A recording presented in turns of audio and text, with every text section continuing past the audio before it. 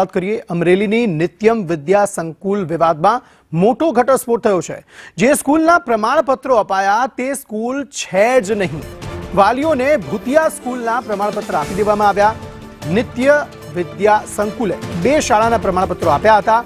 સુમધુર primary સ્કૂલનું શાળા છોડ્યાનું પ્રમાણપત્ર આપ્યું અને પ્રમાણપત્રમાં જે સરનામું છે ત્યાં તપાસ કરતા ખુલાસો થયો કે ત્યાં સ્કૂલ છે જ નહીં।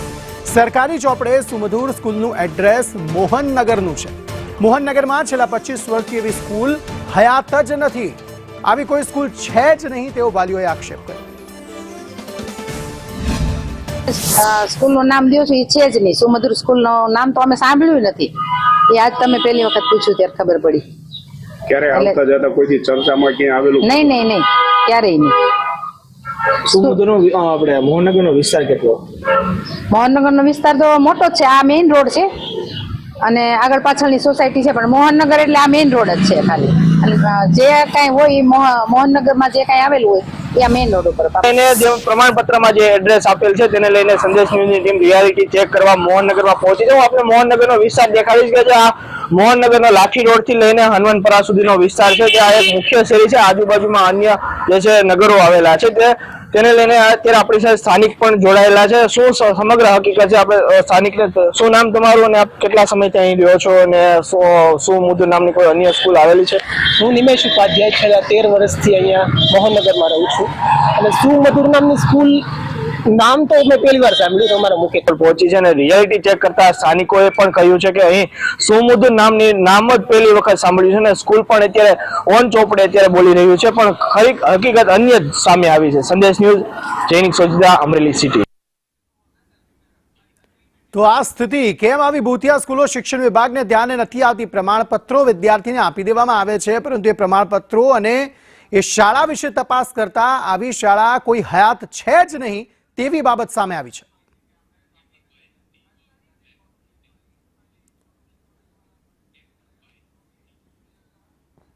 અમરેલીના ડીઈઓ એમબી ગોહિલ અમારી સાથે ફોન લાઈન પર જોડાયા છે। સર, સ્વાગત છે આપનું સંદેશ ન્યૂઝમાં। સર, આવી ભૂતિયા સ્કૂલો અહીંયા હયાત છે તેવી માહિતી સામે આવી છે। વાલીઓએ કહ્યું, આ ઉપરાંત જે સ્થાનિકો હતા તેમણે કહ્યું કે સુમધુર નામની કોઈ શાળા આવેલી છે જ નહીં। આપને આ બાબતે કોઈ ખ્યાલ છે ખરો? અમારે સ્થળ તપાસ કરવા માટે ગયા હતા ત્યારે સુમધુર સ્કૂલ છે જે સ્થળ ઉપર જૂની માન્યતા વાળી સ્કૂલ છે ત્યાં સ્કૂલ છે એ લગભગ 2 વર્ષથી ચાલુ નથી। એ સ્કૂલ છે હા, અને એ પહેલા જ્યાં જૂની માન્યતા હતી ત્યાં સ્કૂલ ચાલુ હતી। તો આ પ્રમાણપત્રો જે આપવામાં આવ્યા તેનું શું સર? એ સ્કૂલ જે જૂના સ્થળ ઉપર ચાલુ ટૂંકમાં નથી, સ્કૂલનો એને ફેરફાર માટેની અરજી કરી છે। એની ટૂંકમાં હજી અમે મંજૂરી આપી નથી, એની તપાસ કરી અને પછી અમે મંજૂરી આપવાના હતા। એ પહેલા આ વસ્તુ છે બહાર આવી ગઈ છે, ત્યારે અમે સ્કૂલની તપાસ હજી શરૂ કરી નહોતી। સર, 2 વર્ષ કહી રહ્યા છો, 2 વર્ષથી બંધ છે તો હજી સુધી તપાસ નથી થઈ? એટલે સ્કૂલ ત્યારે એ સ્કૂલનું કોઈ સ્થળ ફેરફાર માંગ્યો નહોતો। હા, અને ત્યારે કોઈ એમાં વિદ્યાર્થીઓ પણ હતા નહીં। તો આ સ્થળ ફેરફાર ક્યારે માંગવામાં આવ્યો છે સર? સ્થળ ફેરફાર હજી ટૂંકમાં જૂન મહિનાથી જ માંગવામાં આવ્યો છે। જૂન મહિનાથી? આટલો સમય વીતી ગયો છે, હજુ સુધી એમાં કોઈ પ્રોસિજર થઈ છે ખરી? તો એને માટેના ડોક્યુમેન્ટેશન જે રજૂ કર્યા હતા એ ડોક્યુમેન્ટેશન અધૂરા હતા, એટલે અમે એને સ્થળ ફેરફાર માટેના ડોક્યુમેન્ટ પૂરા કરવા માટેની સૂચના આપી હતી, પણ એને હજી રજૂ કર્યા નથી અમારી પાસે જે જરૂરી ડોક્યુમેન્ટ છે। તો આ મામલો ઘોંચમાં ક્યાં પડ્યો છે? શા માટે આ બાબત સામે આવી ગઈ કે વિદ્યાર્થીઓને એવા સ્કૂલના પ્રમાણપત્ર આપી દેવામાં આવ્યા જે સ્કૂલ હતી જ નહીં? એટલે હવે સ્કૂલની અંદર અમે તપાસ આખી ટીમ કરીને મોકલી હતી અને એ સ્કૂલના સંચાલકે આ સ્કૂલના મંજૂરી પહેલા સ્થળ ફેરફાર કરી અને એના ડોક્યુમેન્ટ જે તે વાલીને આપેલા છે એવી અમારી પાસે ફરિયાદ આવી ગઈ। મંજૂરી પહેલા શાળા ચાલુ હતી ખરી સર? ના, શાળા ચાલુ નહોતી।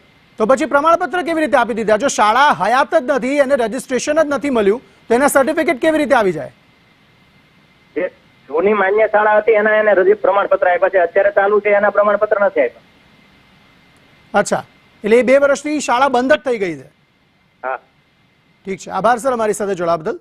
તો થોડી સ્પષ્ટતા સામે આવી રહી છે। 2 વર્ષ પહેલા એ શાળા ચાલુ હતી, સ્થળ બદલીનું એ વસ્તુ જે છે તે ડીઈઓ પાસે માંગવામાં આવી છે, એની કાર્યવાહી પણ થશે અને આગામી સમયમાં આ બાબતે વધુ સ્પષ્ટતા હજુ પણ થઈ શકે છે।